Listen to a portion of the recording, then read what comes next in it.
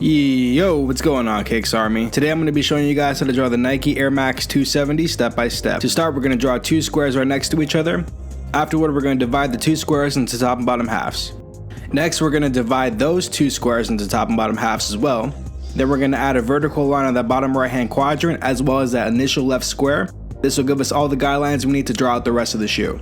From this point on, I'm going to start working on the overall silhouette of the sneaker and focus on where I'm putting my lines in relation to where the guidelines are. And again, this is all just a sketching stage. I can go ahead and I can fix any of these lines if they're not working out afterward. After I have the silhouette done, then I'm going to go ahead and add the details in the middle. First, I'm going to start with the air unit in the back and I'm going to transition into the outsole. Again, look at that last horizontal line that we placed as your guideline for that. The rest of the upper is pretty straightforward after you have the original silhouette. It's just a matter of adding some small details here and there, and then you should have the design looking just right. As always with all these stencils, I'm going to have them on my website. They should be up right now. Go ahead and check them out, KicksArt.com. I have a link in the description for you. And you're going to notice, especially with this design, I go ahead and I do the initial sketch and then I go right into the inking phase, because with the initial sketch, I feel pretty confident with how the lines are. If I need to tweak something, I can see what it looks like, so I can go ahead and I can make the adjustment. I don't have to go over that line one more time to make the adjustment to make sure it looks good. The less pencil marks that you have on the paper, the less that you have to erase. So if I have a pretty good initial sketch and I feel confident with that, I can go ahead and I can ink it right away. Now for the rest of the design, I'm going to be going through and just adding the initial layer of color, and then once I have everything colored up one time, I'm going to go through and blend all the colors in. Especially on the air unit and the upper, the blending mode kind of takes a little bit of time, so I just wanted to fill it with some color so that way it's not too plain, and then you can kind of see as the design goes on and on how the blending really starts to make the shoe take shape. And aside from this stencil, I've actually also uploaded the site with two more stencils. I added the Kobe 7 and I also added the Air Jordan 14. And like I said, guys, the site's going to be really interesting when it starts filling up with a bunch of stencils. I'm probably going to have to add more tabs so that way each tab doesn't have a lot of sneakers. Like right now, that Nike tab is looking pretty thick. I have to move over the KD shoes, and I probably will eventually also make a new subsection for Kyrie as well. I just don't want to have too many stencils on the same panel, only because I think it's much easier to find what you need if you can just look it up by category. But it is definitely a lot nicer knowing that the site is kind of filling up rather quickly. Again, leave comments down below in the comment section of what stencils you want to see me add to the site, as well as what other suggestions you have for future videos for how to draw or anything like that. Now, keeping up with the basketball talk, I haven't really discussed about what I think about Marcus Cousins' decisions to join the Warriors, and honestly, I'm pretty torn about it. I do agree that for him, it was obviously the best decision.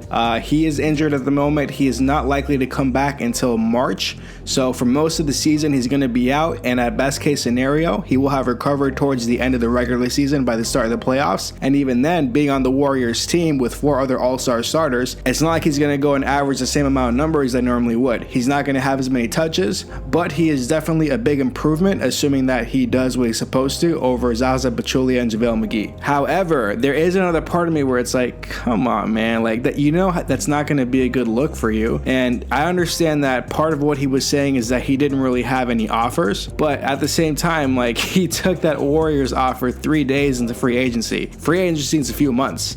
It's not like it's only a week long, so he could have just waited it out and had a better scenario, maybe with like a team like Boston or something, where he wasn't going to be as scrutinized. Because when you're hopping on the Warriors bandwagon, now after Kevin Durant joined the team, it's just going to look bad on you no matter what you do. But you know what? I'm like, a lot of people are freaking out about this, and I understand it looks bad.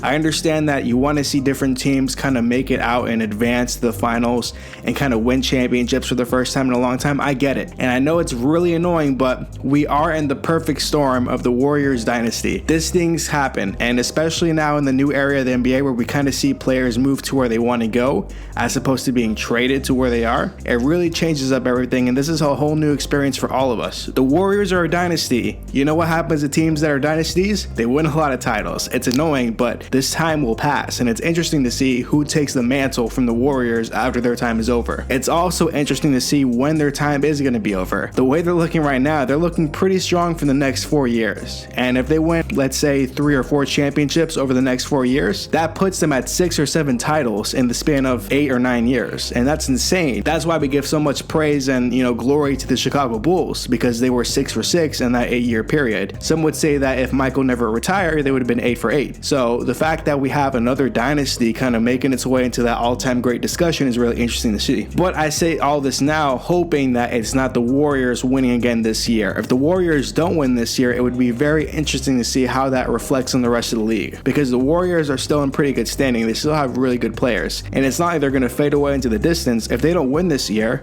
they're still going to be really competitive for the next few years at least, so we definitely have to watch out for that. But that will do it for today's video. Thank you guys so much for watching. If you enjoyed this video, leave a like. If you are new to the channel, hit that like button and also hit that bell for post notifications. Let me know what sneakers you'd like to see on the website for stencils, as well as leave a comment for what sneaker you'd like to see me draw for tomorrow's video, and I will see you guys tomorrow. Peace.